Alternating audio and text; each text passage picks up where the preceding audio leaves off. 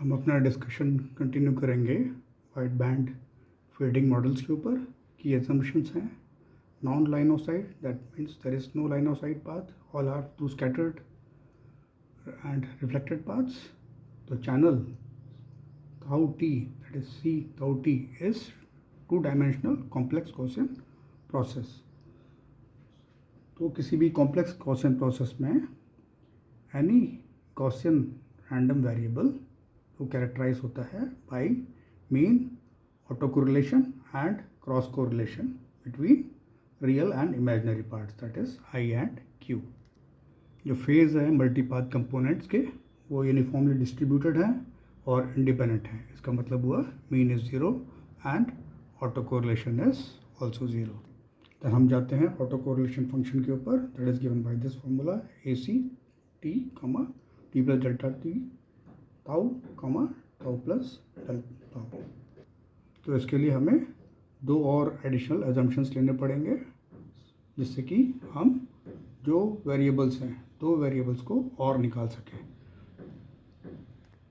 तो पहला एजम्पशन है wide sense stationarity, that means not dependent upon T. So T को रिमूव कर दिया इस फॉर्मूले से. Okay, what we get is this. तो इस इक्वेशन से दूसरा जो एडिशनल एजम्पशन है दैट इज अनकोरिलेटेड स्कैटरिंग, जिसको हम बोलते हैं US. Okay, there is no correlation और डिफरेंट डिलेज के बीच में कोई कोरिलेशन नहीं है. तो ये इक्वेशन रिड्यूस हो जाती है ए C tau one comma tau two del T is equal to zero when tau one is not equal to tau two. This is tau one not equal to tau two and A C tau del T when tau one is equal to tau two is equal to tau. तो हमारे पास बच गया खाली 2D. And उसके बाद auto correlation function से हम ये क्वांटिटीज़ डिराइव कर सकते हैं. RMS delay spread sigma T M, coherence bandwidth B C more और लेस इक्वल टू 1/सिग्मा T M, Doppler spread B D and coherence time T C which is equal to more approximately equal to 1/BD. तो इसके लिए हमें model generate करना पड़ेगा जो satisfy करेगा सारी की सारी एजम्पशंस को. हम लेते हैं टैब्ड डिले लाइन मॉडल, जिससे कि हम चैनल को जनरेट करेंगे जो कि सेटिस्फाई करेगा वाइड सेंस स्टेशनैरिटी अनकोरिलेटेड स्कैटरिंग को. तो हम L+1 टाइम वेरिंग टैब्स लेंगे ऑन एक्स एक्सिस, जो कि डेल्टा का स्पेसिंग देंगे बीच में हर एक के बीच में. The delta will be smaller than 1/bandwidth. Total number of taps will be greater than delay spread और ये सारे taps should cover the delay spread. हर एक टैब जो है independent complex Gaussian random process है.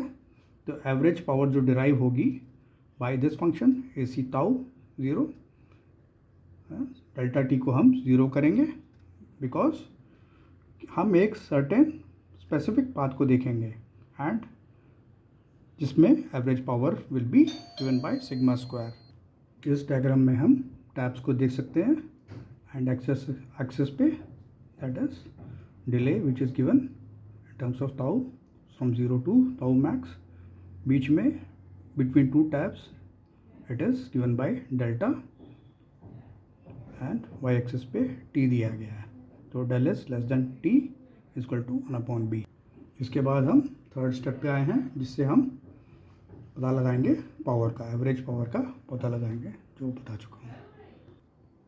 ये टू टैब्स के बीच पे स्पेसिंग जो है इस डेल्टा अपार्ट और दैट इवॉल्व्स ओवर टाइम जो कि वाई एक्सिस पे दिया गया है. ज़्यादा टैब लगाने का कोई फ़ायदा नहीं है क्योंकि पावर जो है ज़ीरो रहेगी और this will fall out of delay spread. तो कैसे हम जनरेट करेंगे ईच टैप ओवर टाइम. तो उसके लिए हमें independent complex Gaussian process for each path compute करना पड़ेगा और कंप्यूट करके हम average power from auto correlation function का पता लगाएंगे. तो इसके लिए हमने क्या किया, डेल टी को ज़ीरो कर दिया. तो when del T is equal to zero तो हम एक स्पेसिफिक पाथ को देख सकते हैं, तो और उससे हमें पता चलेगा कि एवरेज पावर कितनी है, और इस एवरेज पावर से और वन ऑफ द पाथ जो कि सिग्मा स्क्वायर के बराबर होगी, और हमारा जनरेट होगा complex Gaussian process, that is CN 0 sigma square according to this power to generate this path, एक पर्टिकुलर पाथ जो ऊपर से जो y एक्सिस की तरफ जा रहे हैं. There are many paths which are shown, some are changing very fast, some are changing slowly, कुछ धीरे धीरे चेंज हो रहे हैं और कुछ बड़ी तेज़ी से चेंज हो रहे हैं. आप सेम चीज़ को इस डायग्राम में देख सकते हैं. Taps are shown, okay, on x axis, tau is shown, time is shown on y axis, tau is shown on x axis, और डिफरेंट टैप्स है, 2 टैप 1 और टैप 2 यूज़ किया है पावर देखने के लिए. This is the diagram. You can see some process are changing very fast, quick change हो रहे हैं, and some are slow, that is this is slow. इससे हमें पता चलता है डिस्ट्रीब्यूशन ऑफ पाथ का और कितनी क्विकली पाथ चेंज हो रहे हैं टाइम से. You can C slow and rapidly changing paths, जिससे हम ऑटो कोरिलेशन फंक्शन को पता लगाते हैं. तो उससे हम क्या करते हैं, we look at specific delay tau और इवैल्यूएट करते हैं ऑटो कोरिलेशन फंक्शन, जो कि बिहेव करता है as a function of delta T, और बताता है कि how quickly the auto correlation function will change. It is given by this formula AC tau comma delta T. ये हमारा पहला प्रोजेक्ट रहेगा. सेम चीज़ को आप दोबारा देख सकते हैं. एवरेज पावर कैसे डिस्क्राइब किया गया है, पता लगाया गया है, that is auto correlation function tau and 0, okay. Del t is set to 0 because we have certain path, therefore we get average power of one of the paths. These are paths, so wavy जो दिखाए गए हैं, these are paths. हमने एक particular path को लिया, that is this path, इसकी power ये दिखाई गई है, generate complex Gaussian according to this power.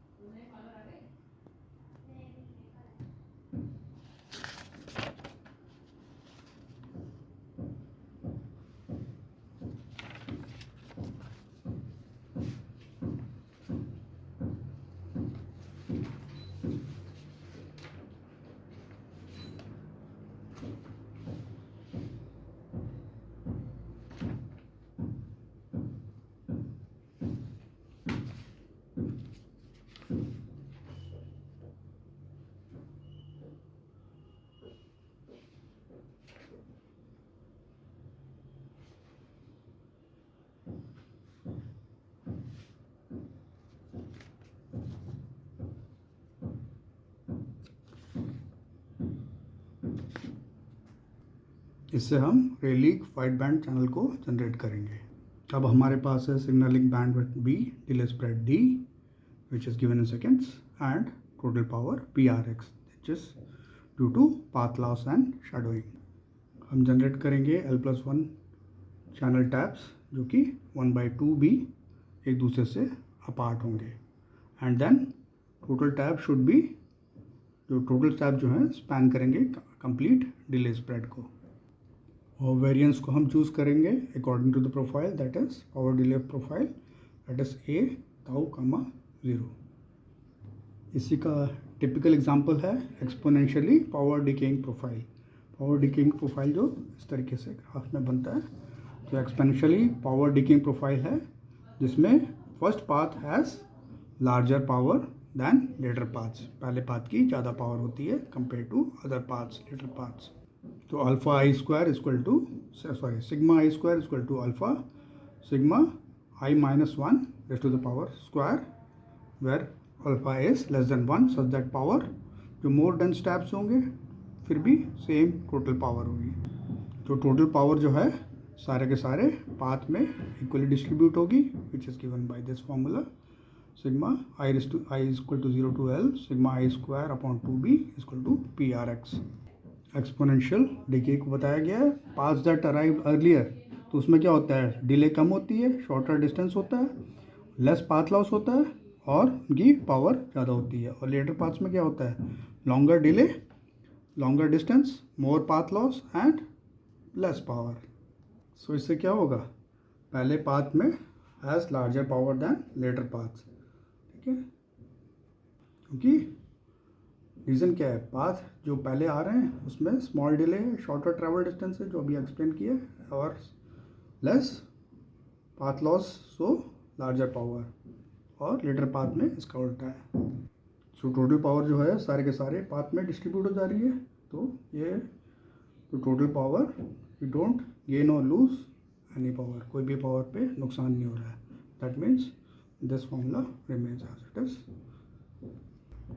फिर आई चैनल टैप्स के लिए क्या करेंगे हम, generate complex Gaussian numbers according to variance that is sigma I square, और ये ऑटो कोरिलेशन फंक्शन से फॉलो करता है। और उसके बाद हम मॉडल बनाएंगे, evaluation of each of this paths का टाइम मॉडल करेंगे इसको, time of evolution of each of these paths, और कोरिलेशन ऑटो कोरिलेशन फंक्शन को यूज़ करेंगे, tau equal to L upon 2b I. हम इवैल्यूएट कर रहे हैं time evolution of each of this paths, तो उसके लिए यूज़ करेंगे auto correlation, that will be tau equal to L upon 2b into I, और मॉडल करेंगे टाइम इवोल्यूशन का, that is A C tau del T और सी आई, because सारे के सारे आई पाथ्स में सेम डिले है, तो इसके लिए हमें एक प्रॉपर फिल्टर का यूज़ करना पड़ेगा, जो कि इसकी bandwidth will be equal to Doppler spread के बराबर उसकी बैंडविड्थ होगी।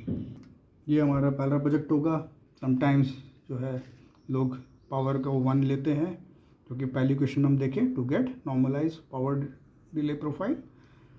और राइसियन फेडिंग में क्या करते हैं, एक कांस्टेंट को ऐड कर देते हैं फर्स्ट स्टेप में, which is line of sight path, and then distribute the energy so that total energy received power is still PRX।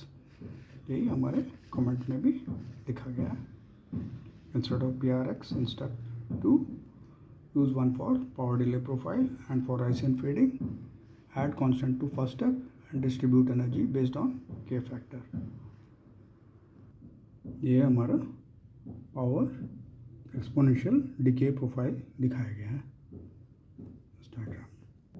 राइसियन model में हम ऐड करते हैं कांस्टेंट टू फर्स्ट स्टेप और डिस्ट्रीब्यूट कर देते हैं एनर्जी बेस्ड ऑन के फैक्टर। तो हमारे पास टोटल रिसीव्ड पावर होगी PRX, और इसको हम कैसे डिस्ट्रीब्यूट करते हैं डिपेंड करता है के फैक्टर के ऊपर। एंड इसका fading comment, when T is greater than very higher than T delay spread, so it follows L जो है 0 के बराबर हो जाएगा, and therefore L is equal to D into 2B from this exponential expression in step 1, and therefore खाली हमारे पास रह जाएगा 1 effectively, एक ही पाथ रह जाएगा। This will be narrow band model.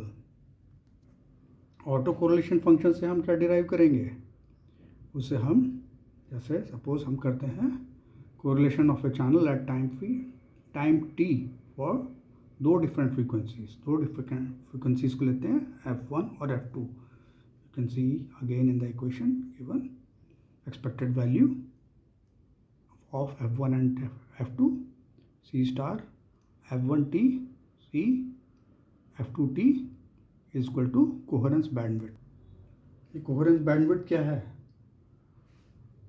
अगर हम पता लगाना चाहते हैं टू व्हाट एक्सटेंट एक channel at a certain time t and one frequency is correlated with a channel with another frequency, या फिर to what extent दोनों की दोनों frequencies are correlated। जितना उन दोनों frequencies में correlation है that will be given as coherence bandwidth। हम अनकोरिलेटेड स्कैटरिंग प्रॉपर्टी को यूज़ करेंगे।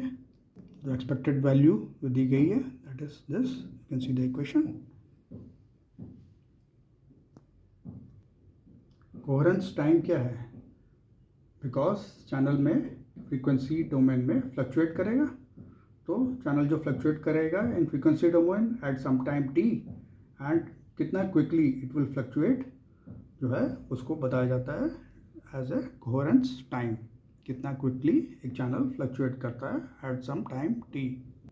स्पीड ऑफ फ्लक्चुएशन जो है फ्रीक्वेंसी डोमेन में है, देयरफॉर जो डिफरेंस ऑफ, तो हम जो है डेफिनेशन ऑफ फ्रीक्वेंसी ट्रांसफॉर्मेशन को यूज़ करेंगे, जिससे कि हमें जो C2 की वैल्यू मिलेगी, okay, which is definition of frequency transformation. तो इस डेफिनेशन में कौन सी चीज़ होगी एक्सप्रेशन में? Only thing that is random is C star τ1t and C τ2t। Expectation जो है खाली इन दोनों टर्म्स को कवर करता है, तो उसके बाद हमें मिलेगा same exponential, so we make use of the fact that it will be 0 when τ1 is not equal to τ2। τ1 और τ2 जब बराबर नहीं होंगे तो यो 0 के बराबर हो जाएगा। तो इस वैल्यू को आप देख सकते हैं when τ1 is not equal to τ2, and ये आपका रैंडम है। This E means expectations and this is what is, this portion is random, okay, random process में। तो ऑटो कोरिलेशन फंक्शन जो है at τ1 is not equal to τ2 will be this, and इसमें से one will go away और we will get this equation, और यहाँ से हमें बिटवीन फ्रीक्वेंसी जो है frequency difference between two frequencies मिलेगा, ठीक है, एंड दिस इज डिले और ये this is lag which is shown, this how the values are coming from here, ऊपर से नीचे कैसे आ रही हैं वैल्यूज। तो हमें फाइनली मिला AC del F, that is auto correlation of the channel in frequency domain. इससे हम चैनल को सिंथेसाइज कर सकते हैं। सपोज जो T है कमेंट में, suppose T is very greater than delay spread या T is very greater than D, this implies L is equal to 0. L is equal to 0 from equation 1, that means L into 2, L is equal to D into 2B, that is, इसका मतलब है खाली एक effective path, there is only one effective path, there is only one effective path, because ये narrow band channel का model है, therefore this process will automatically synthesize correct channel being narrow band या wide band based, जो कि parameters पे depend करता है। Auto correlation function can be use for other things, बाकी चीज़ों के लिए भी यूज़ किया जा सकता है। तो देखें यहाँ पे gives coherence bandwidth between two frequencies, that is F1 and F2। तो ऑटो कोरिलेशन फंक्शन को अगर हम देखें, this is what it is, graph में इट इज दिस, यहाँ पे जीरो क्रॉसिंग दिखाया गया है related to coherence bandwidth, that is this is defined with respect to AC del F, that is autocorrelation with respect to frequencies, and zero crossing आपको दिखाया